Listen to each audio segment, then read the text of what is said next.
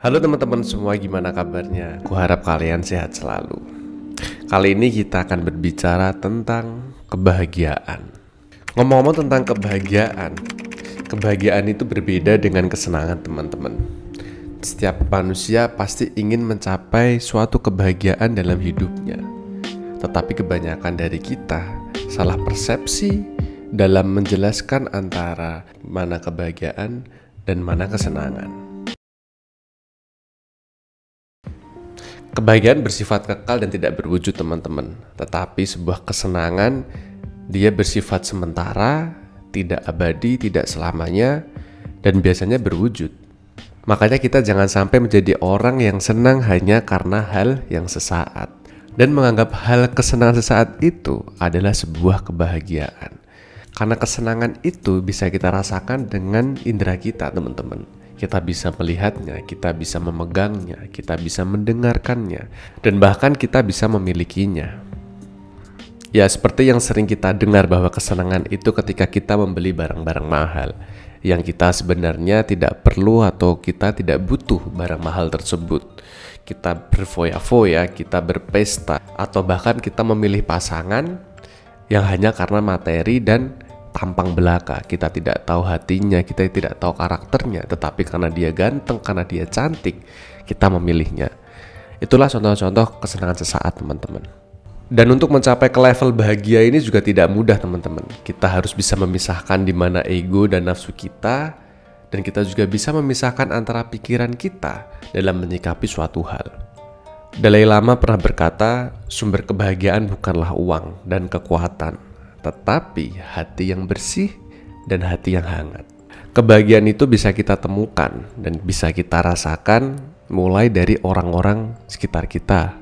Kebahagiaan bisa kita temukan dari kedekatan kita dan kasih sayang kita terhadap orang lain teman-teman. Ketika kita saling tolong-menolong, saling berinteraksi dan saling menjalin komunikasi terhadap orang lain di sekitar kita, percayalah pasti kita akan merasakan kehangatan dalam hubungan kita dengan orang lain.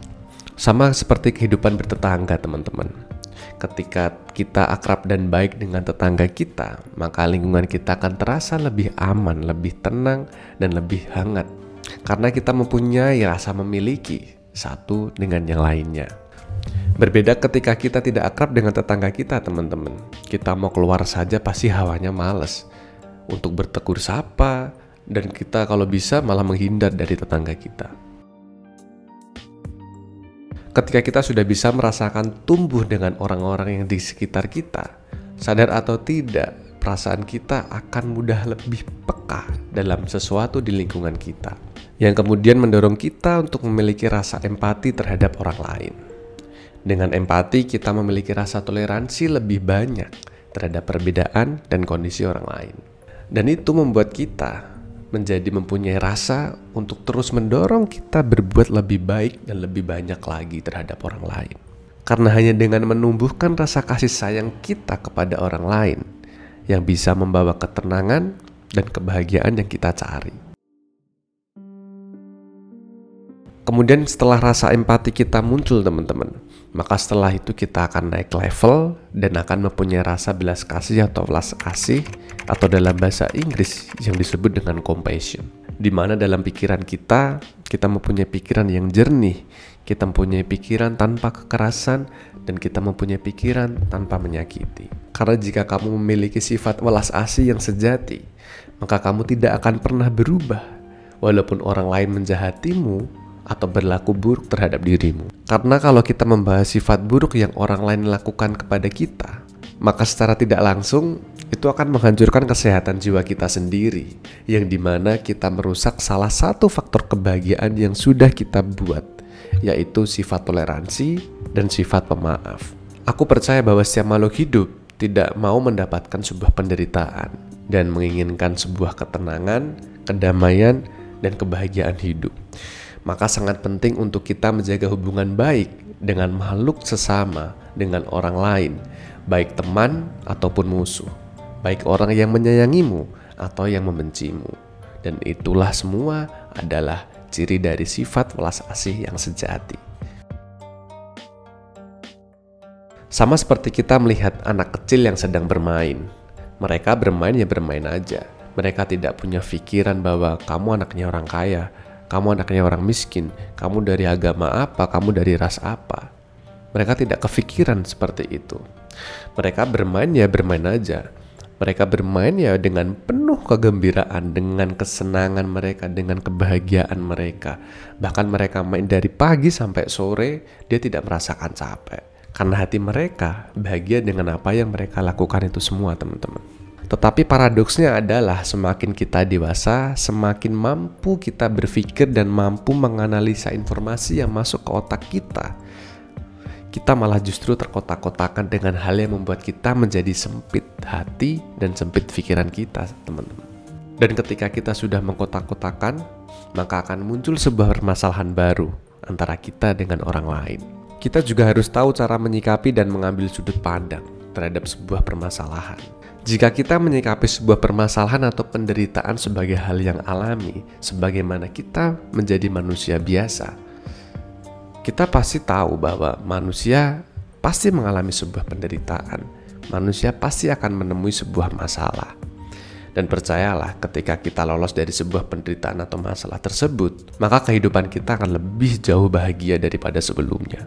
Karena kita telah belajar dari pengalaman masalah tersebut. Tetapi jika kita memandang sebuah masalah itu adalah sebuah musibah, dan apalagi ditambah kita menyalahkan keadaan, maka kita akan sulit keluar dari keterpurukan itu, teman-teman. Karena kita semua pasti mengalami sebuah penderitaan. Tidak ada manusia yang tidak mengalami sebuah penderitaan, dan tidak ada manusia yang tidak mengalami permasalahan. Maka yang harus kita lakukan adalah kita harus selalu mempersiapkan diri. Kita harus mempersiapkan diri ketika nanti kita sakit. Kita harus mempersiapkan diri ketika nanti kita tua. Atau kita harus mempersiapkan diri kita untuk kehilangan dan ditinggalkan oleh orang tersayang kita. Tapi percaya atau tidak, teman-teman, terkadang penderitaan itu hanya ada di kepala kita. Penderitaan itu hanya ada di pikiran kita. Karena biasanya kita melihatnya hanya dari sisi negatifnya suatu masalah. Kita hanya bernegatif thinking dalam melihat sesuatu. Dan itulah yang selalu membuat kita was-was, membuat kita tidak tenang, dan bahkan membuat diri kita menjadi sakit. Padahal jika kita melihat itu semua secara keseluruhan permasalahan yang kita hadapi, pasti akan ada hal baik yang bisa kita ambil dari permasalahan tersebut. Karena tidak ada sesuatu yang bersifat negatif saja, dan tidak ada sesuatu yang hanya positif saja.